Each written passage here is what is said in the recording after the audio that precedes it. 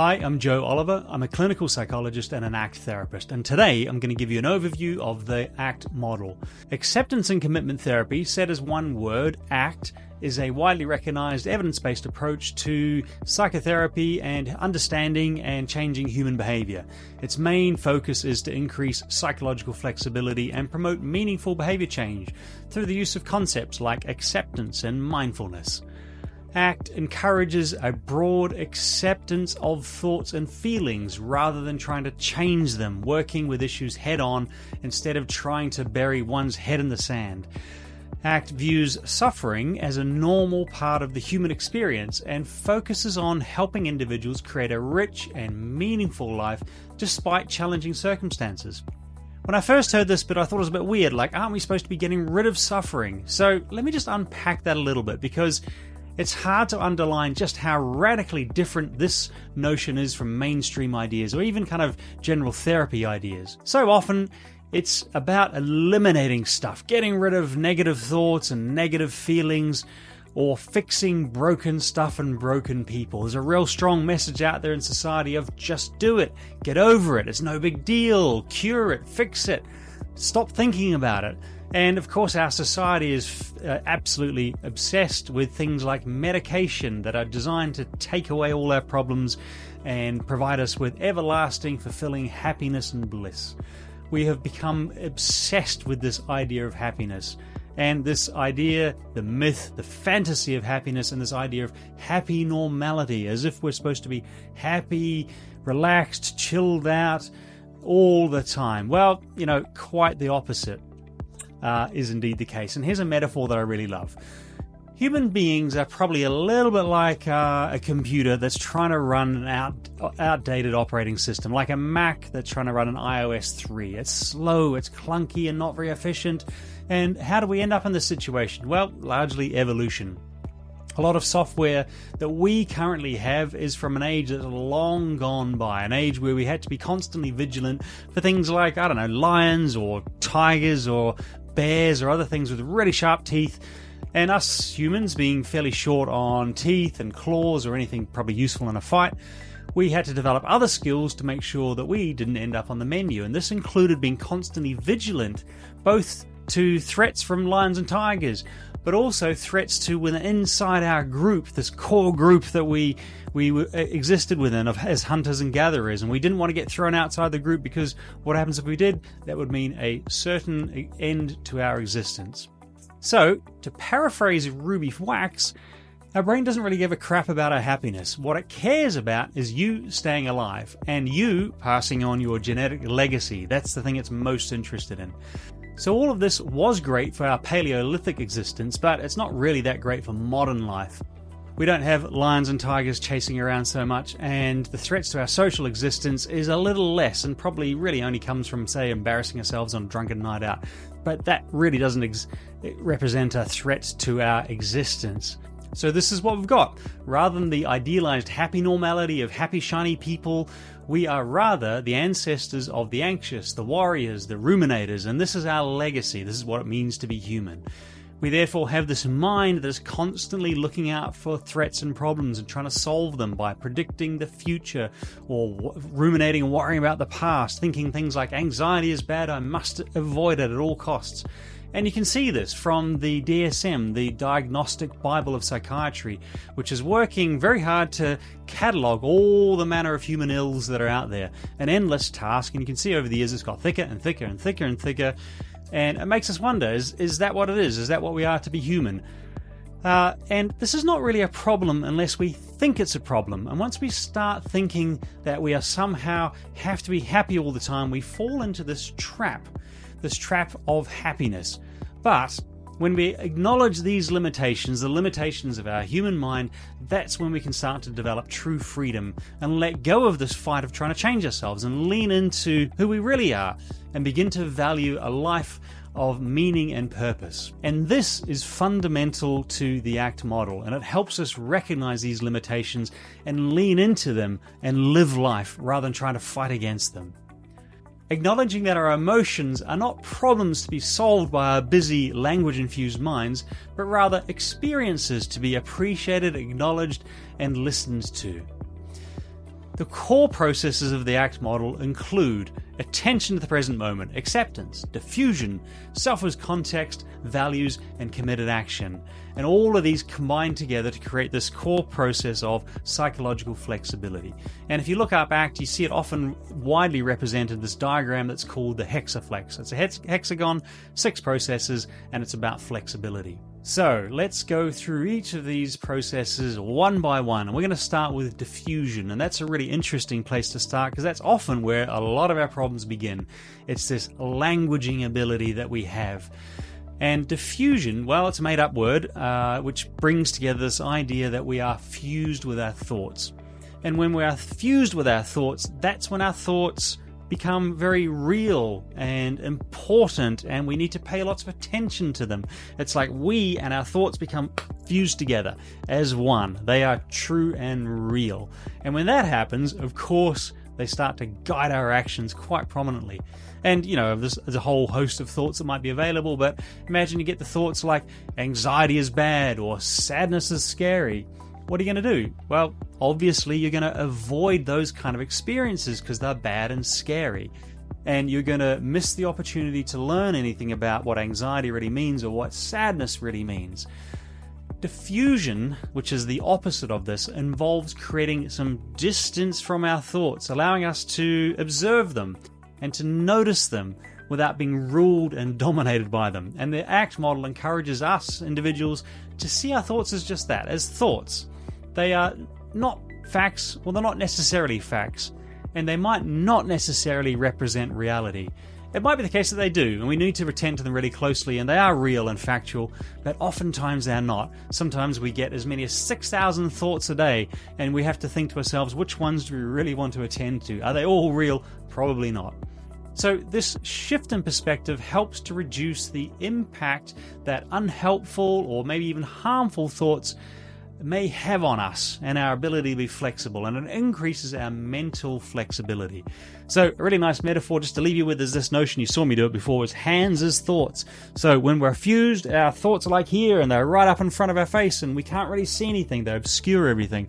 But we're trying to create this separation, this distance from our thoughts. And when this happens, we can see our thoughts and go, I didn't even notice that was there.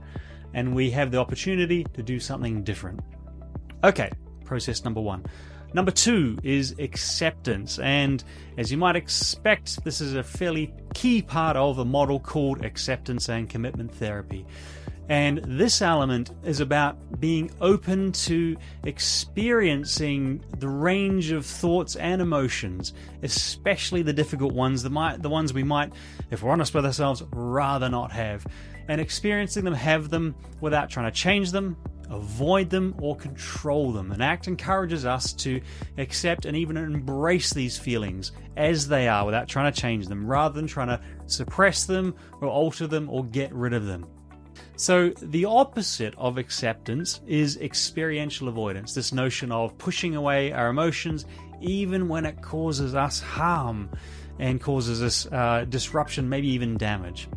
It's important to say that acceptance doesn't mean resignation or giving up. It's doing the opposite of, allowing what is there to be there anyway. And metaphor number 2, this is one I really like. It's a little bit like if you'd imagine in front of me I had this massive fish tank and I had a balloon in my hands and I pushed the balloon under the water, and that's a little bit like experiential avoidance, and I can do it, I can get it out of my consciousness for a little bit, but eventually poof, it pops up. And the point is that all the while I'm focusing on pushing this balloon underwater, there's a whole lot of other things that I'm missing out on. And this is represents the harm and damage that might be happening. Because I can't live my life. I can't attend to the people that I care around. I can't do the things that really matter to me while I'm focusing all my energy and trying to get this damn balloon under the water. So the notion of acceptance is to allow what is to be there rather than getting entangled with trying to push it away. A key process that supports acceptance and diffusion is our ability to be attending to the present moment. What's the present moment, I hear you ask? That's the thing in time where we are right here, located in this moment. So not into the future, where we're conceptualizing, planning and thinking ahead, or the past, where we're ruminating and thinking about all the things that have gone wrong or what's happened in our past. We attend to this moment. And it encourages this skill encourages individuals to be paying attention to the current environment. It's about immersing oneself in this present moment, observing everything that's happening around us in this present time. It's a concept that's about focusing on the here and now rather than being in the future or the past, worrying or ruminating. And a really nice metaphor for this, a way to practice this ability, is this notion of clouds in the sky. And if you can imagine lying back on a grassy bank, watching clouds pass by, and the clouds represent your thoughts, your feelings, all the things going on under your skin. And this notion is, in the present moment, we can simply observe our experiences without getting attached to them, without judging them or having to cling tightly or push away. We can just let them come and go of their own accord. Right, next process is called self as context, and it refers to the sort of notion of sort of who we are, our sense of self. And ACT looks to promote a sense of self that is like a container or a context, and it's a really integral part of the ACT model. So this component encourages individuals, us, to notice our thoughts and our feelings without attaching to them, or attaching a value or a judgment to them. And it involves understanding ourselves as this context within which these experiences occur. We become like this mindful observer of our experiences rather than getting caught up with them. The contrast to this is like a self that's defined by our content, and content is all the stuff that goes on inside us. So our sense of self is defined by whatever content that is present. For example, I might have the story that I'm a failure, or I might have the story that I'm a fraud, or I might have the story that I'm a brilliant psychologist. All kinds of content I could get wedded to, which might be more or less helpful, probably less helpful if I hold on to it too tightly. Really nice metaphor for this is like a bowl metaphor, a bowl or container. So if we can imagine inside this bowl are all the different parts of our experience, our thoughts, our memories, our sensations, our beliefs about ourselves. And the bowl is like the self as context, this bit of us that sort of holds all these experiences but is not made up by the content itself. And connecting with that sort of sense of ourselves just allows us to promote a kind of like more of an easiness with this content. It's not like it doesn't have to dominate over us. We don't have to cling to it. It doesn't have to become super important. We can just allow it to be there of its own accord. Okay, so moving on, there's two more processes I just wanted to run through. The second to last one is this notion of values. And values within the ACT model refers to this notion of identifying what's truly important to us, understanding the things that matter most to us, and bringing our lives to align with these values. And it's the part of the model that helps us to identify our own personal values and use them as a bit like as a guide to action. And they don't necessarily need to be like, well, they aren't like big values like, corporate values or societal values. They're often kind of quite personal, things that just resonate with us. And a really nice metaphor to describe these is a sense of a compass. And a compass provides us with direction in life. And it says things to us like, in this moment, if I was moving in a westerly direction, and a direction that's important to me, I would go like this and head this way. And that's this really important point about values. They help guide our actions.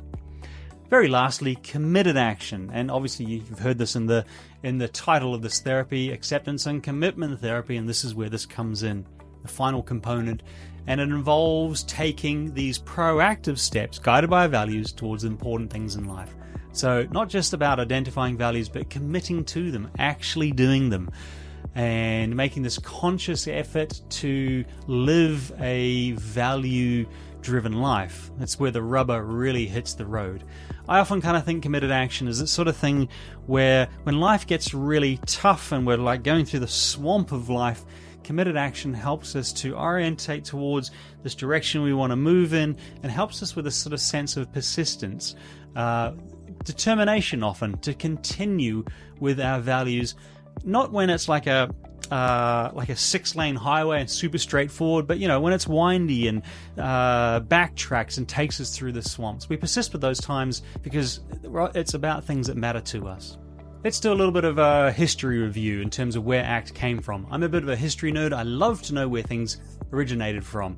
ACT has a rich historical development that traces back to the 1970s. It emerged as this form of psychotherapy that combines principles of behaviorism with this kind of sort of hippie-ish mindfulness and combination with acceptance-based strategies. And I say hippie-ish, but you know, it's worth acknowledging that a lot of these ideas have been around for millennia, especially the concepts from mindfulness. ACT, in the kind of form that you see it today, was introduced to the world by the American psychologist Steve Hayes and his colleagues. The two really big influential ones were Kelly Wilson and Kirk Strossel. It's probably also worth acknowledging that these were Americans, they are whites, they are men who originated this, but also to add to this, ACT has proliferated around the world and been picked up by all sorts of people in all sorts of different environments. So from the original starting point, it has gone much, much wider than it originally started from. These guys sought to, I guess you could say, address some of the limitations of back then modern behavior therapy and cognitive approaches, and explore new ways to promote psychological flexibility and well-being. Steve Hayes drew his inspirations from all sorts of philosophical traditions and psychological origins, but principally from the philosophical notion of functional contextualism, which talks about this notion of the context within which events occur being absolutely crucial, particularly to understanding the function of something. Which is to say that if you're going to examine someone's behavioral response, you sort of need to know the context to make sense of it. So, for example, if I was to say something like, I'm a terrible person, you might at first blush go, well, that's a harsh and judgmental thing to say about yourself. But if I had just done something that was really terrible, you might think, oh, actually, that's an accurate description of what you are, who you are. So you sort of need to know the context, and this sort of notion of functional contextualism is this philosophical undergirding of the scientific approach of ACT.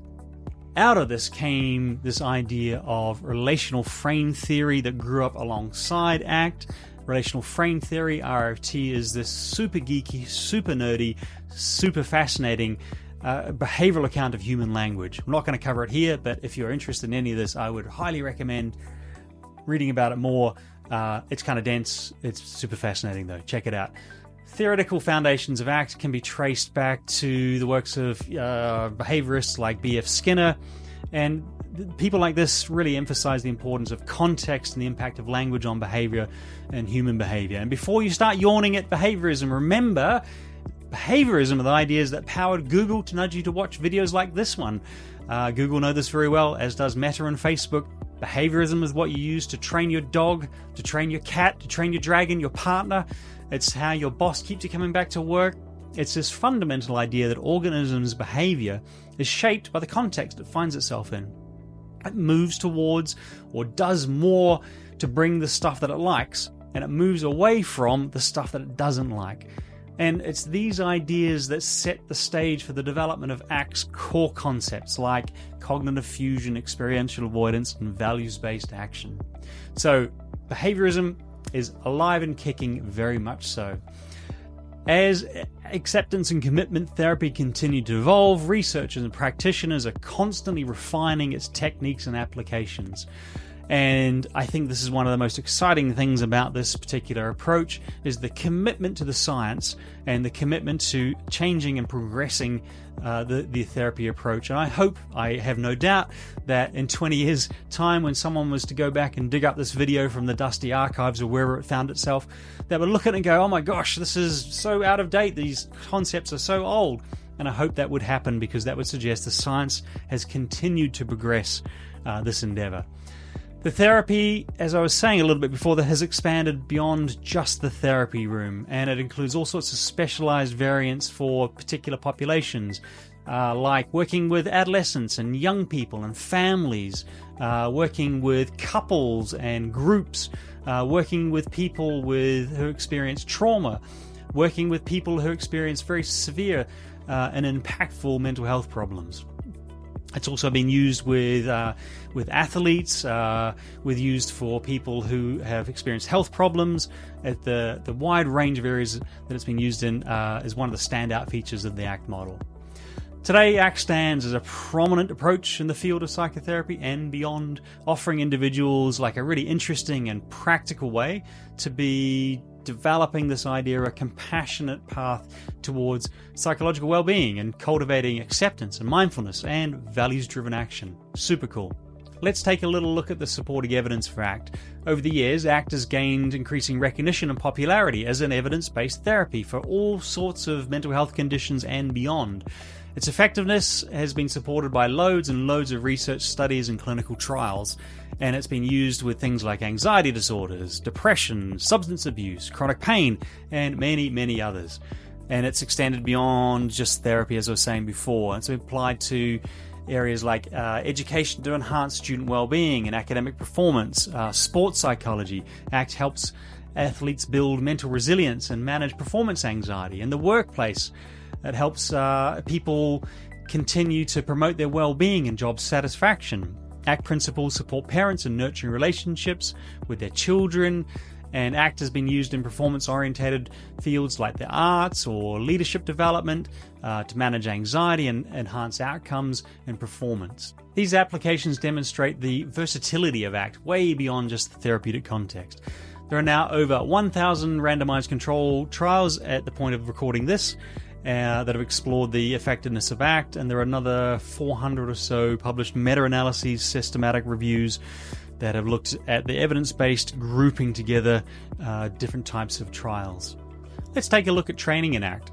If you're a mental health professional interested in ACT, there are many, many excellent training opportunities out there. It's important to say that there's no formal accreditation process to become an ACT therapist or practitioner. The ACT community made this really deliberate decision to keep ACT open source, so there's no big top-down organization collecting yearly dues to keep you accredited. You might want to check out the Association for Contextual Behavioural Science, ACBS, which is the international mothership organization that, amongst other things, hosts a really cool yearly conference. A standout feature of ACBS is its warmth, its openness, and its cooperation.